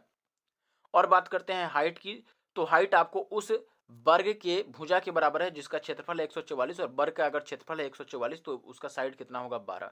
अब एरिया निकाल दीजिए, 1/2 बेस यानी कि 24 इंटू हाइट यानी कि 12, ये काटेंगे तो 12 और 12 का स्क्वायर 144 यानी कि 144, ऑप्शन सी सही है। अब देखिए दोस्त अगले सवाल में आपको दिया है कि किसी वर्ग और आयत का क्षेत्रफल सेम है, यानी कि एक वर्ग है एक आयत है, दोनों का क्षेत्रफल सेम है। रेक्टेंगल और स्क्वायर का जो एरिया है वो सेम है। आयत की लंबाई यानी कि लेंथ वर्ग की भुजा यानी कि साइड से कितनी अधिक है, 10 सेंटीमीटर अधिक है, और चौड़ाई जो है वो 5 कम है, तो आयत का परिमाप बताना है। देखिए सवाल में आपको ये कह रहा है कि एक स्क्वायर है दोस्त और एक आपके पास रेक्टेंगल है, ठीक है। और दोनों में आपसे ये कह रहा है कि अगर स्क्वायर का साइड ए है, लेट से देखिए जरा गौर से फरमाइएगा यहाँ पर, अगर आपको स्क्वायर की साइड ए यानी कि भुजा की साइड ए है, तो आयत की लंबाई जो है वो भर की भुजा की लंबाई से 10 ज़्यादा है, यानी कि लेंथ इसकी जो है ये a+10 है, और ब्रेड्थ जो है वो उससे 5 कम है यानी कि a-5 है, यही इसमें दिया हुआ है। अब आयत का परिमाप आपसे पूछ रहा है कि आयत का परिमाप कितना है। तो आयत का परिमाप दोस्त आप बोलेंगे कि आयत का जो परिमाप है एक्चुअली में ये 2 इंटू लंबाई प्लस चौड़ाई होता है। तो देखिए 2 इंटू लंबाई प्लस चौड़ाई तो बाद में करेंगे, पहले ए की वैल्यू निकालनी पड़ेगी। तो आप कहेंगे कि ए की वैल्यू कैसे निकाल सकते हैं, सवाल में एरिया बराबर दे रखा है दोनों का। तो अगर आप बोलेंगे कि साइड स्क्वायर का जो एरिया होता है वो ए स्क्वायर होता है, और रेक्टेंगल का एरिया होता है लंबाई गुना चौड़ाई, यानी कि ये a+10 और इंटू का कितना आ जाएगा a-5 आ जाएगा। अब ये ए स्क्वायर इक्वल टू इसको गुना करेंगे तो ये ए स्क्वायर और प्लस 10 में से 5 जाएगा तो 5a, और माइनस का 50 आ जाएगा, तो यहाँ से ए स्क्वायर कटेगा तो ए बराबर कितना आ जाएगा 10, और ए बराबर 10 आ गया। तो आयत का परिमाप बताना है। परिमाप का मतलब कितना होगा, देखिए ये कितना हो गया, ए की जगह पर 10 रखेंगे तो 20, और ये 10 रखेंगे तो ये कितना आ जाएगा 5, और परिमाप होता है लंबाई प्लस चौड़ाई का डबल, तो लंबाई 20 है चौड़ाई 5 है, तो जोड़ेंगे तो 25 और 25 का डबल 50। बस ऑप्शन बी सही है। आगे बढ़ते हैं अब। देखिए दोस्त अगले सवाल में आपको ये दिया गया है कि एक त्रिभुज की भुजाएं हैं 24 सेंटीमीटर, 26 सेंटीमीटर और 10 सेंटीमीटर, ठीक है। प्रत्येक शीर्ष को छूता हुआ एक वृत्त खींचा जाता है जिसकी त्रिज्या है 4.2 सेंटीमीटर। वृत्त के तीनों खंडों द्वारा आवृत क्षेत्र का क्षेत्रफल सेंटीमीटर स्क्वायर में बताना है, और पाई की वैल्यू लेनी है 22/7। देखें भाई, एक ट्रायंगल है जिसके तीनों साइड दिए हुए हैं 24 सेंटीमीटर, 26 सेंटीमीटर एंड 10 सेंटीमीटर, और प्रत्येक शीर्ष को यानी कि प्रत्येक वर्टेक्स को, इच वर्टेक्स को टच करता हुआ एक सर्कल खींचा जाता है, ठीक है, जिसकी जो रेडियस है वो 4.2 सेंटीमीटर है। तो आपको बताना है कि तीनों सर्कल्स द्वारा यानी कि तीनों वर्टिसेज पे अलग अलग 3 सर्कल्स खींचे गए हैं, तीनों सर्कल्स द्वारा कितना एरिया कवर किया जाएगा ये हमें बताना है। पाई की वैल्यू हमें लेनी है 22/7। तो देखिए एक तो त्रिभुज है पहले। अब देखो ये अगर 24 और 26 और 10 के बारे में आपको ख्याल हो तो मैंने अभी बोला था कि ये 5 12 13 का डबल है, यानी कि ये ट्रिपलेट्स हैं। और अगर ये ट्रिपलेट्स हैं तो जो ट्राइंगल हम बना रहे हैं वो एक समकोण त्रिभुज राइट एंगल ट्राइंगल है। तो मैंने एक राइट एंगल बना लिया ऐसे ट्राइंगल, ठीक है। थोड़ा सा इसमें करेक्शन करते हैं। देखिए अब इसमें ये कह रहा है कि इसके तीनों ही शीर्ष पे यानी कि यहाँ पर एक सर्कल बना हुआ है, एक सर्कल यहाँ पे बना हुआ है और एक वैसा ही सर्कल यहाँ पे बना हुआ है। तीनों इसके वर्टिसेज पे 3 सर्कल्स बने हैं और इनके द्वारा जो एरिया कवर हो रहा है ये एरिया हमें बताना है। ये एरिया और साथ में ये वाला और ये वाला, ये एरिया एक्चुअली में हमें बताना है। तो ये कैसे निकाल सकते हैं? देखिए अगर तीनों सर्कल्स सेम हैं तो ये एक्चुअली में त्रिज्या खंड का क्षेत्रफल बना रहे हैं, सेक्टर का एरिया।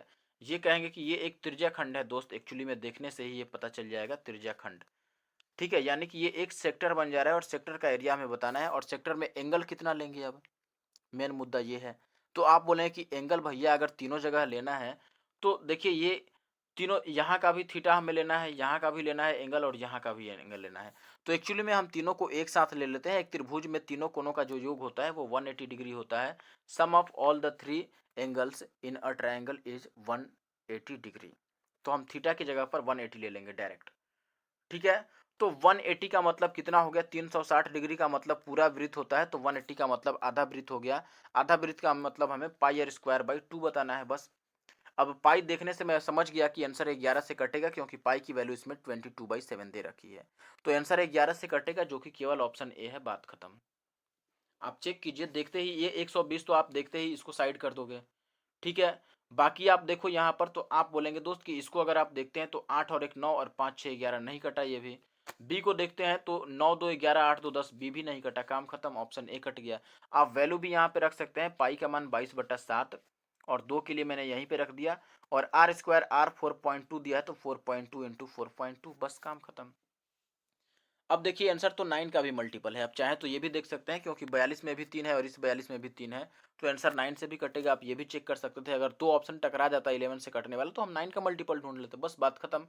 पूरी गुना भाग करने की कतई जरूरत नहीं है। अब आगे बढ़ते हैं अब, और मजा आ रहा है तो जरूर से कमेंट करें, एक अच्छा सा कमेंट फेंकें और उसके बाद आप वीडियो को लाइक कर दें, ठीक है। और चैनल पे नए हैं तो आप सब्सक्राइब भी कर सकते हैं। चलिए अगले सवाल पे आते हैं। अब देखिए एक ये सवाल है हमारे पास कि एक वर्ग का परिमाप एक आयत के परिमाप के आधे के बराबर है।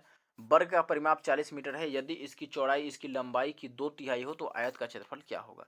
जरा समझिए एक बार और मैं पढ़ के आपको बताता हूँ दोस्त। सवाल है कि एक स्क्वायर है जिसका पेरीमीटर एक रेक्टेंगल के पेरीमीटर के हाफ के बराबर है, एंड जो स्क्वायर है उसका पेरीमीटर अगर 40 है, और यदि इसकी जो ब्रेड्थ है इसकी लेंथ की 2/3 है, तो आपको रेक्टेंगल का एरिया बताना है। सिंपल सवाल है, ठीक है। अब देखिए यहाँ पर केस क्या है, आप बोलेंगे दोस्त कि आयत का जो परिमाप है, आयत, इसमें जो पेरीमीटर है, पेरीमीटर का मतलब क्या होता है? 2 और इंटू का एल प्लस बी। ये किसके बराबर है? तो आप बोलेंगे दोस्त कि ये जो चीज़ है ये बराबर दे रखा है, आयत का जो परिमाप का आधा है वो वर्ग के परिमाप के बराबर है। आयत के परिमाप का आधा यानी कि इसका बाई 2 जो है वो वर्ग के परिमाप यानी कि 40 के बराबर है, तो आप ये 2 2 तो कैंसिल ही कर दो। इसके आयत के परिमाप का आधा जो है वो 40 के बराबर है। ये बात आप समझ रहे हैं कि नहीं? तो आप ये बोलेंगे कि 2 2 हम कैंसिल कर देंगे, तो हमारे पास बस इतना सा बात बचेगा दोस्त कि एल प्लस बी जो है केवल, जहाँ से मैं ये कह सकता हूँ कि डायरेक्ट एल प्लस बी कितना आ गया? 40 के बराबर आ गया। और आपको एल और बी का रेशियो पता है कि एल अगर 3 है तो ये 2 है। 2/3 का मतलब तो यही है, मैंने एक सवाल में करवाया था इसी वीडियो में। अब यहाँ से आप बोलें कि 3 और 2 5 की वैल्यू अगर हमारे पास 80 है, सॉरी 40 है, 5 की वैल्यू 40 है तो 1 की वैल्यू 8 आ गई, और 1 की वैल्यू 8 आ गई तो 3 की वैल्यू 8 3 24 आ गई, और इस 2 की वैल्यू 8 दूना 16 आ गई, और हमें एरिया बताना है। तो आयत का क्षेत्रफल लंबाई गुना चौड़ाई यानी कि 24 गुना का 16। तो आप ये 16 चौके 64 का 4 यूनिट डिजिट 4 आएगा, that means option C is the correct answer. इकाई का अंक हमने देख लिया, यूनिट डिजिट 4 आएगा, काम खत्म, ये 384 आ जाएगा पूरा, आप चेक कर लेना। आगे बढ़ते हैं अब। अगले सवाल को देखिए, यहाँ पे आपसे ये कह रहा है कि एक बेलन का जो आधार की त्रिज्या है यानी कि बेस का जो रेडियस है एक सिलेंडर का, वो है 14 सेंटीमीटर। इसका वॉल्यूम जो है यानी कि बेलन का आयतन जो है वो है 6160 सेंटीमीटर क्यूब।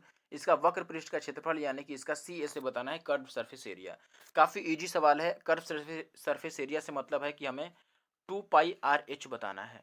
अब यहाँ पर आप ये गौर फरमाएंगे दोस्त कि पहले आपको रेडियस दिया है 7, सॉरी रेडियस की बात कर रहे हैं, रेडियस दिया है 14 और आयतन दिया है इतना। आयतन का मतलब क्या होता है, तो आप बोलेंगे पाई आर स्क्वायर, यही तो आयतन होता है। तो आप बोलेंगे दोस्त कि पाई आर स्क्वायर एच की value, pi r square h, sorry pi r square h होता है आयतन, और ये दिया है कितना हमारे पास 616 और 0।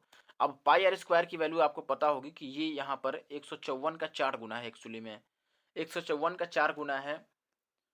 और तो इस हिसाब से आप ये कह सकते हैं कि एच का मान डायरेक्ट 10 हो गया। ठीक है, क्यों? क्योंकि रेडियस भी यहाँ देखिए, रेडियस डबल हो रहा है। आप एक बात ये समझ रहे होंगे, अगर कभी आपने पढ़ा होगा ऐसा, तो आप ये समझे, देखिए इसको काट के पीट कर भी आप ला सकते हैं, एच का मान 10 ला सकते हैं। यहाँ पर आप रेडियस की जगह पर 14 भरिए, पुट कीजिए, और पाई की जगह पर 22/7 रखिए, और काट पीट कर आप एच की वैल्यू लाएंगे तो 10 आ जाएगा। लेकिन मैं ये बताना चाहता हूँ कि आपने ये कभी पढ़ा होगा कि रेडियस अगर 7 होता है तो जो एरिया होता है पाई आर स्क्वायर, एक मिनट थोड़ा क्लियर लिखते हैं, तो जो पाई आर स्क्वायर होता है दोस्त, ये होता है कितना 154। लेकिन हमारा रेडियस यहाँ पर डबल है, 14 है, 14 है तो डबल है, तो एरिया हमारा 4 टाइम्स हो जाएगा। और एरिया 4 टाइम्स, इसका 4 टाइम्स कितना होता है 616। ये बात अगर आपको याद होती तो आप काफ़ी फास्ट करते इसको। आप ये बोलते कि 64, ये 616 जो है ये तो पाई आर स्क्वायर की वैल्यू हो गई, क्योंकि आर डबल है तो एरिया 4 गुना होगा यानी कि 616। तो एच के लिए केवल एक जीरो बचा, दैट मीन्स 10। और h का मान अगर 10 है तो हम यहाँ से लिख देंगे 2πr की वैल्यू आपको पता होगी कि रेडियस 7 होता है तो 2πr 44 होता है, लेकिन यहाँ पर रेडियस 14 है यानी कि डबल है, तो 2πr भी डबल हो जाएगी। और h का मान कितना है हमारे पास 10, बस इसको गुना कीजिए, तो ये गुना कर देंगे तो 14 दूना 44 दूना 88 और 0, काम खत्म। बस इतना सा ही काम है और कुछ नहीं है। आप इसको काट पीट कर भी करेंगे तो कोई बड़ी बात नहीं है। अब आगे बढ़ते हैं। अब ये एक सवाल अति आसान सवाल, सवाल में ये कह रहा है कि एक त्रिभुज है ट्रायंगल एबीसी, जिसके अंदर एक वृत्त खींचा गया है यानी कि एक इन सर्कल बनाया गया है, जिसकी साइड्स जो है वो ए बी बी सी और ए सी, इनको तीनों साइड को टच करता है वो सर्कल जो अंदर बनाया गया है। और कहाँ पर टच करता है, आर पी और क्यू पॉइंट पर टच करता है, और आपको ये वैल्यू दे रखी है तो आपको उसका पेरीमीटर बताना है, परिमाप। अब देखो, जब भी ऐसा केस हो तो आप डायरेक्ट इनको जोड़ करके और डबल कर लो, काम खत्म। ठीक है, और जोड़कर क्यों डबल करते हैं ये भी हम बताएंगे। यहाँ पर पहले आप जोड़ेंगे तो 7 6 13, लास्ट में 0.3 आएगा, और 0.3 को अगर डबल करेंगे तो लास्ट में 0.6 आएगा। That means option second is the correct answer, काम खत्म। यूनिट डिजिट सवाल में अलग अलग है, मैं क्या करूं बताइए। अब मैंने ये कहा कि यूनिट डिजिट को ही हम जोड़ लेते हैं, हमें सबको जोड़कर डबल करना है, तो मैंने इकाई अंक को ही जोड़ कर डबल कर दिया, और यूनिट डिजिट मुझे 0.3 मिल गया। इसका मतलब जो लास्ट डिजिट आएगा वो 0.6 आएगा। That means option 2 is the correct answer. अब बताते हैं आपको कि जोड़कर डबल क्यों करना है। तो आपको ये कह रहा है कि एक सर्कल दिया है, और ये सर्कल एक त्रिभुज की तीनों भुजाओं को टच करता है, तो मैंने यहाँ पर एक त्रिभुज ऐसे बना दिया लेट से, ठीक है। और त्रिभुज का नाम भी हम रख देते हैं लेट से। यहाँ पर त्रिभुज का नाम क्या रखने के लिए बोला गया है, ए बी और सी। और इसमें ये कह रहा है कि बिंदु आर ए बी का मध्य बिंदु है, यानी कि इधर से है, ये पी है, ये क्यू है, और ये कितना है दोस्त, आर है। यही बात दिया है, यहाँ पर क्यू है, सॉरी ये आर है, ये पी है, और यहाँ पर क्यू है। ठीक है, यही दिया है, लास्ट में क्यू दिया है। और आपको ए क्यू 2.6 दिया है। अब यहाँ से जरा गौर फरमाइएगा, ए क्यू आपको दे दिया ये 2.6, और आपको दूसरी वैल्यू दी हुई है, पीसी की वैल्यू दी हुई है यानी कि ये 2.7 है, और एक वैल्यू आपको बी आर यानी कि ये वैल्यू 3 दी रखी है। और हमें यहाँ पर बताना है कि परिमाप यानी पेरीमीटर, और पेरीमीटर का मतलब सम ऑफ साइड्स होता है। सम ऑफ साइड्स का मतलब हमें ए बी को जोड़ना है, साथ में बी सी को जोड़ना है। एक मिनट देखिए, a b plus b c और प्लस का सी ए, यही तो हमें बताना है। अब देखिए, आप ये जरा बात समझिए कि एक वृत्त में बाह्य बिंदुओं से खींची गई स्पर्श रेखाओं की लेंथ जो होती है वो सेम होती है।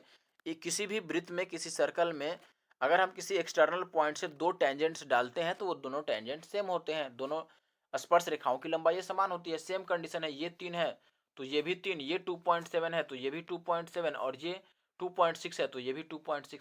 अब देख रहे हैं कि जो भी बात हमें सवाल में दिया गया था वो सब रिपीट हो गया, डबल डबल हो गया। देखिए 2.6 दो बार है, 2.7 दो बार हो गया, और 3 भी दो बार हो गया। तो अब यहाँ पर चाहो तो आप सारा साइड आपको मालूम है, अब सबको जोड़ दो, इसको जोड़ लो, इसको जोड़ लो और इसको जोड़ लो, आपको मिल जाएगा आंसर, सबको ऐड कर लो। लेकिन इससे अच्छा होगा कि केवल हम एक एक जोड़ लें और 2 से मल्टीप्लाई कर लें। तो मैंने वही किया था, सबको जोड़ा था और 2 से मल्टीप्लाई किया था, तो हमारा ये आंसर आ गया था, काम खत्म। आपको 8.3 आएगा शायद जोड़कर, और डबल करेंगे तो 16.6 आ जाएगा, काम खत्म। आगे बढ़ते हैं अब देखिए ये एक सवाल है, ऐसा सवाल मैंने शुरू में ही करा दिया था, आपको एक समचतुर्भुज दिया था, तो समचतुर्भुज के बदले मैं यहाँ पर एक रेक्टेंगल ही बना देता हूँ। चलो समचतुर्भुज ही बना लेंगे। देखिए ये एक समचतुर्भुज हो गया। अब आपको इसमें क्या दिया है, तो समचतुर्भुज का मतलब रोम्बस से है। आपको एक साइड 13 दे रखा है, एक आपको डायगोनल यानी कि विकर्ण 10 दिया है, तो मैंने बोला था विकर्ण का आधा 10 हो गया, और दूसरा जो विकर्ण है उसका आधा हमें निकालना पड़ेगा। तो ये 5 12 13 पर सेट हो जा रहा है। देखिए ये 13 है, अच्छा विकर्ण का आधा हमें लिखना है, यहाँ पर 5 लिखेंगे, ठीक है, क्योंकि 10 पूरा विकर्ण है तो ये 5 बनेगा, तो 5 है, ये 13 है, तो ये 12 हो जाएगा। यानी कि ये पूरा विकर्ण 12 का डबल आएगा 24, और एक विकर्ण हमें 10 दिया है, तो एरिया हाफ ऑफ पहला विकर्ण गुना दूसरा विकर्ण, तो ये 12 से कटेगा और 120 आंसर आएगा। जो पहला सवाल था उसका भी यही आंसर था, और ये बिल्कुल एक नंबर सवाल जैसा है, तो काफी इजी टाइप का सवाल है। अब देखिए ये सवाल है हमारे पास, एक घनाभ के आकार वाले एक कमरे की आंतरिक लंबाई आपको दी हुई है 12, 8 और 10, और यह सफेदी कराने की जो लागत है, इसकी सफेदी कराने की जो लागत है वो 25 मीटर स्क्वायर है। यदि कमरे के चारों दीवारों की जो सफेदी कराने का कुल लागत है वो कितना बताना है, ये बताना है आपको। ठीक है, मैं वापस पढ़ के समझा देता हूँ, मुझे लगता है कि मैंने कुछ इसमें गड़बड़ कर दी पढ़ने में। देखिए वापस पढ़ देता हूँ। सवाल है कि एक घनाभ के आकार के एक कमरे की आंतरिक लंबाई, एक क्यूबॉइड टाइप का एक रूम है जिसकी इंटरनल आपको लेंथ ब्रेड्थ एंड हाइट दे रखा है 12 मीटर, 8 मीटर एंड 10 मीटर, और उसको पेंट कराना है आपको, और जो खर्च आता है वो 25 रुपये पर मीटर स्क्वायर आता है। तो आपको चारों दीवारों और छत को पेंट कराने का खर्च बताना है। बताइए, एक ऐसा हूबहू सवाल मैंने इसी वीडियो में कराया है, सेम टू सेम। मुझे पता होता कि ऐसा सवाल आगे आने वाला है, तो मैं सेम टाइप वाइज में कर देता इसको। चलिए कोई बात नहीं, मैंने बोला था कि आप दीवारों का क्षेत्रफल और छत का क्षेत्रफल ऐड कर लो, और दीवारों का क्षेत्रफल हम कैसे निकालते हैं, 2 इंटू दीवारों का क्षेत्रफल, 2 और इंटू का बी एच और प्लस का एच एल। और ये क्यों कर रहे हैं, ये फॉर्मूला कहाँ से आया, ये सारा बात मैंने पहले क्वेश्चन में करा दिया है, बिल्कुल सेम टाइप का सवाल है। तो ये हो गया दीवारों का क्षेत्रफल। अच्छा छत नहीं है इसमें, सॉरी, छत भी मैंने पढ़ दिया शायद, लेकिन छत नहीं है इसमें, केवल चारों दीवारों को ही पेंट कराना है, तो यही चारों दीवार है, और इसको 25 के भाव से पेंट कराना है, तो 25 से मल्टीप्लाई भी करा दो, तो हमारा आंसर आएगा 50, और इंटू का बी एच यानी कि 8 दहा 80, और प्लस का एच एल यानी कि 12 दहा 120, काम खत्म। तो ये 50 गुना का कितना आ गया, 200, और गुना करेंगे तो ये कितना आ जाएगा, 10,000, यानी कि ऑप्शन 2 इसका सही जवाब है। ठीक है, सही हुआ कि मैंने छत वाला इंक्लूड नहीं किया। आगे बढ़ते हैं अब। देखा दोस्त, अगले सवाल में आपको बोला है कि ए और बी दो ऐसे सिलेंडर हैं, यानी कि दो ऐसे बेलन हैं जिनकी धारिता जो है, यानी कि वॉल्यूम, ए की धारिता बी की धारिता के बराबर है, यानी कि वॉल्यूम सेम है। ए और बी के व्यास यानी कि उसके डायामीटर का आपको रेशियो दिया है, कितना रेशियो दिया है, 1:4 दिया है। 1 कहीं है इसमें या कट गया, 1 है, देखिए व्यास यानी कि डायमीटर का रेशियो 1:4 दिया है, और उनकी हाइट का रेशियो बताना है। Very easy question. देखिए पहले उनका धारिता बराबर है, धारिता का मतलब उनका वॉल्यूम सेम है, यानी कि पाई और R1 का स्क्वायर और H1, ये जो है ये पाई और R2 का स्क्वायर और H2 के इक्वल है। तो पाई तो साफ हो गया, R1 का स्क्वायर और R2 का स्क्वायर आप लिख सकते हैं यहाँ पर इजीली। तो देखिए आपको ये बात पता होना चाहिए कि रेशियो में जो रेशियो व्यास का होता है वही रेशियो परिधि का भी होता है, और वही रेशियो होता है किसका, त्रिज्या का भी। ठीक है, यानी कि साइड लेंथ वाली जितनी भी रेशियो होती हैं सेम होती हैं।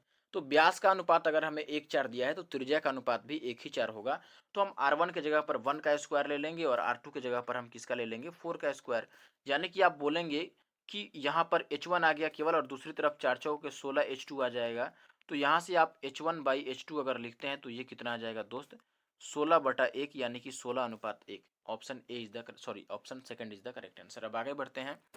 ये ध्यान रखना है बस, इसमें आपसे ये एग्जामिनर जानना चाहता है कि ये बात आपको पता है कि नहीं, कि व्यास का यानी डायमीटर का जो रेशियो होता है वही रेडियस का रेशियो होता है, और वही पेरीमीटर यानी कि सरकमफ्रेंस, सर्कल में बात करें तो, यानी कि परिधि का वही अनुपात होता है। आगे बढ़ेंगे अब। अगला देखिए, अगले सवाल में आपको एक गोले का आयतन दिया है और उसका क्षेत्रफल पूछ रहा है।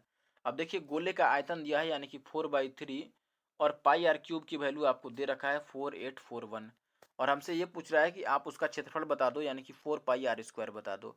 अब मैं एक बात तो यहाँ से ये कह दूंगा दोस्त कि हम पहले ये कह सकते हैं कि पाई इसमें है तो 11 का मल्टीपल आंसर आएगा, तो क्यों ना हम 11 का मल्टीपल पहले ढूंढें, और अगर एक ही मिल जाए तो वही आंसर होगा, और अगर एक से ज़्यादा मिल जाए तब तो सॉल्व कर ही देंगे। तो आप देखेंगे कि पहले ऑप्शन में 6 और 3 9 और 8 और 1 9, 9 9 बन रहा है, दैट मीन्स ये 11 का मल्टीपल है। इसमें देखिए 6 और 1 हो गया 7, 8 2 10 हो गया, ये नहीं कटा। ये देखिए आप बोलेंगे कि 9 और 1 10, 9 3 12 नहीं हुआ, और ये 7 4 11 2 1 3 नहीं हुआ। अब बताइए अब क्या करें, 11 से एक ही कट रहा है, और अगर आपको पूरा सॉल्व करना है तो यहाँ से आप आर की वैल्यू निकालिएगा और इसमें पुट कर दीजिएगा, आंसर आपका डेफिनेटली आ जाएगा। आगे बढ़ते हैं आप। अब देखिए अगले सवाल में आपसे कह रहा है कि किसी स्फीयर के जो टोटल सरफेस एरिया है और उसका जो वॉल्यूम है उसका रेशियो है 2:7, तो उसका रेडियस बताना है।